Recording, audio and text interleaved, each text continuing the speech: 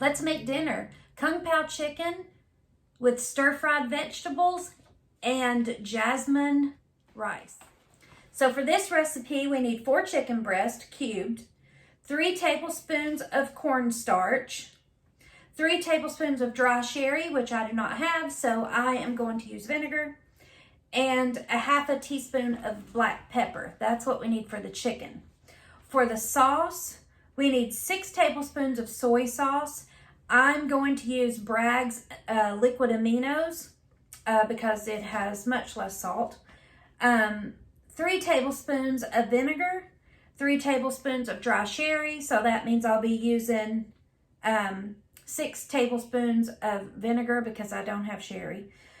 Half a cup of chicken broth, 2 tablespoons of white sugar, but I am going to replace that with 2 tablespoons of our honey that we harvest here on our farm, and 2 tablespoons of cornstarch. And then the additional ingredients that we need is going to be 3 tablespoons of oil. I'm going to use light olive oil, 2 teaspoons of sesame oil, 12 to 18 red peppers. So I assume that they're talking about in the strips. So I don't have red peppers. I'm going to use green. I have a whole green pepper that I'll cut up for this. 2 tablespoons of fresh garlic minced, 1 tablespoon of ginger, 3/4 of a cup of peanuts, and I just bought a bag of peanuts that are at the register at the grocery store, and chopped up onions into bite-sized pieces. So that's what we need, and I'm going to make a side of jasmine rice with this.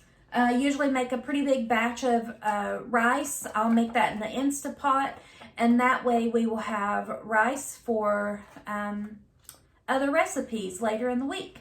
So that's what's for dinner. We are to chop the chicken into cube-sized pieces and then add cornstarch, vinegar, and pepper and set to the side. So cornstarch, we need 3 tablespoons. 1, 2, 3. So 3 tablespoons of cornstarch, 3 tablespoons of vinegar. 1, 2, 3.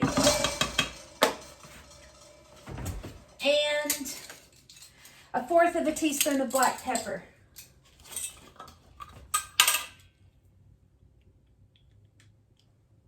Okay.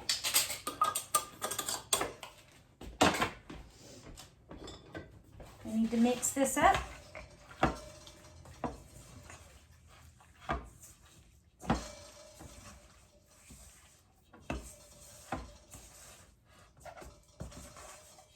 We'll set this to the side.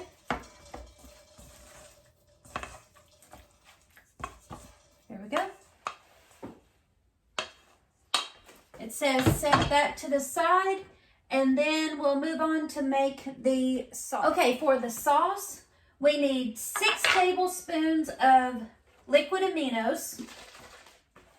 You can use soy sauce, but that is a lot of sodium, and I like to use this because I try to watch our salt. When I can, I try to. So we need 6 tablespoons of that. So 1, 2, 3, 4, 5, 6. Okay, 6 tablespoons. We need 3 tablespoons of vinegar and 3 tablespoons of sherry. So that means that we need 6 tablespoons of vinegar. 1, 2, 3, 4, 5, 6 tablespoons of vinegar. We need a half a cup of chicken broth. I have that here.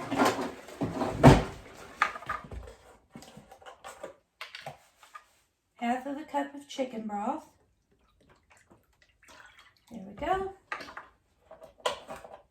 2 tablespoons of white sugar, but I'm not going to use white sugar. I am going to use our honey. Anytime I can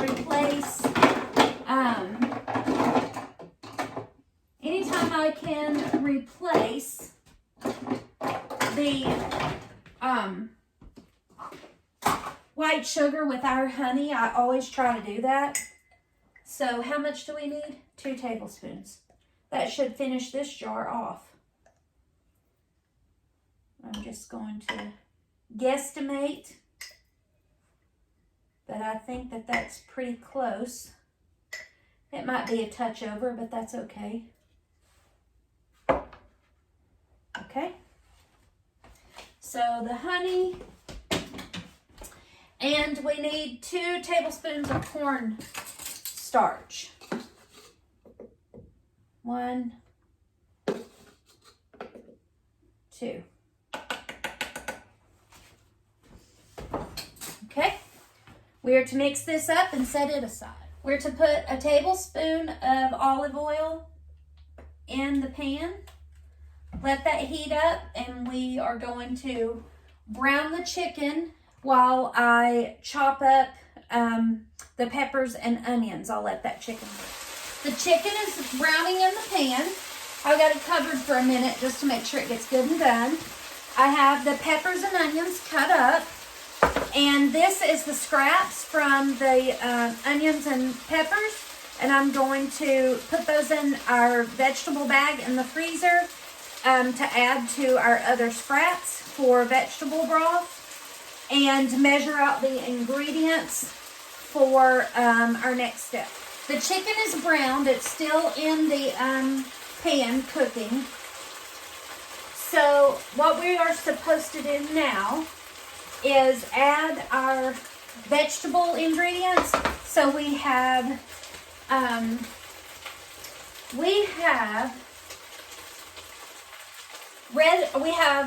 green peppers, onions, we have garlic and ginger, and I am going to add these to this pan while that's cooking, while the chicken's still cooking.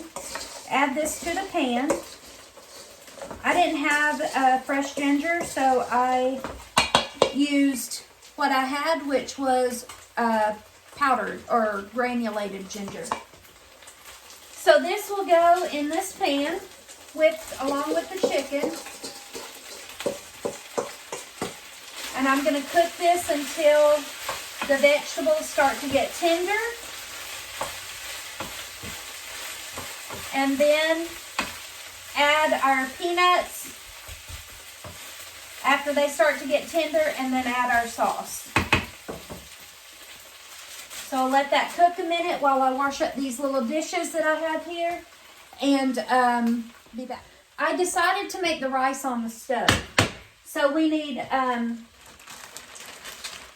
1.5 cups of water for 1 cup of rice. So I'm going to see how much rice I have here, and see if I have enough to make a double batch.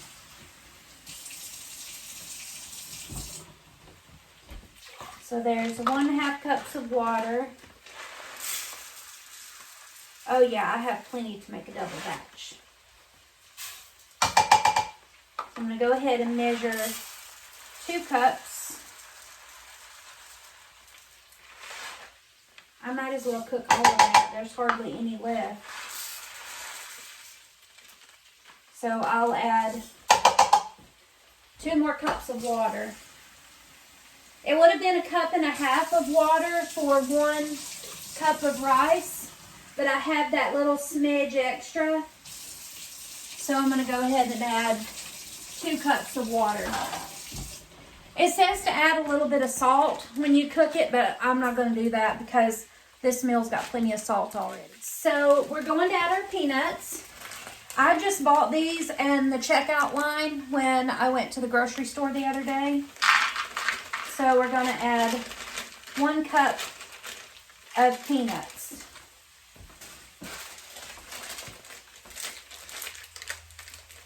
I wasn't sure if that would be a cup, and I'm glad that I got extra because it wasn't. Okay? So 1 cup of peanuts. And now to this, we're going to add the sauce that we made earlier. So here's what it looks like. Man, that looks and smells so good. So now I'm going to stir this up just a little bit. Oh, I put in just a smidge of cayenne pepper. Mark and I like spicy, and I thought that would be yummy. So I put in a smidge of cayenne pepper. So we're going to pour the sauce in, and then this has to simmer until the sauce gets thick. So I'm going to let it heat up just a minute until it starts to simmer good, and then I'm going to turn it down. I'm going to turn it down. Woo, that was quick. It's already simmering. Okay, so I'm going to cover that up for a minute, and it needs to cook until the sauce is thickened. It doesn't really say how long. So I'll just keep an eye on it. I think that by the time the rice gets done, it probably will be done. The rice is still cooking. It's still got about 5 more minutes left or so. Mark is here, so I'm going to let him be my taste tester. So we'll give him a bite and see what he thinks. We'll try to get a little bit of all of it in there and see how he thinks it tastes.